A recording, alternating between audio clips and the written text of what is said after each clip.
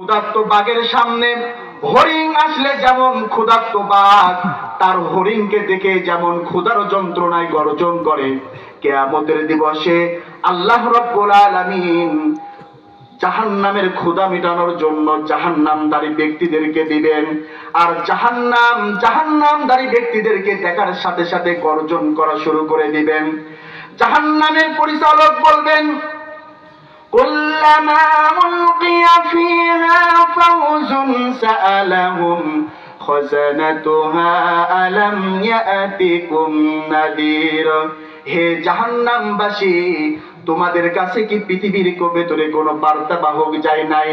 কোন কাজটা করলে তোমরা জান্নাতে যাবে, কোন কাজটা করলে তোমরা জাহান্নামের ভিতরে যাবে, এমন বার্তাবাহক দেওয়ার জন্য কোন আলেম কি যায় নাই, কোন হুজুর যায় নাই, কোন ব্যক্তির কাছে কি তোমরা শোনো নাই? তখন তারা বলবেন, হে ফেরেশতা, ক্বালু বালা, হ্যাঁ এসেছিল আমাদের সামনে, কদ জাআনা নাযির, আমরা পৃথিবীর সকল কাজ করেছি, কিন্তু পরকালের যে ভয় করতে হবে এই কাজটা আমরা করতে পারি নাই। লাউ কুন্না নাসমাউ আও নাকিলু মা কুন্না ফি আসহাবিস সাঈর। যদি আমরা তাদের কথা মানতাম তাহলে আজকে আমাদের অবস্থা এমন হতো না। কবরের ভিতরে কিয়ামতের দিবসে আমরা বাঁচতে পারবো না যদি আমরা ঈমান এবং আমল নিয়ে যদি মৃত্যুবরণ না করতে পারি।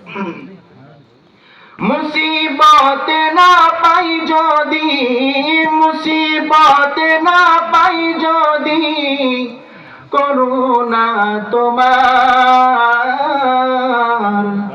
কবরে হাসরে কি হবে আমার, কবরে হাসরে কি হবে আমার, আছি গো ডুবে আমি।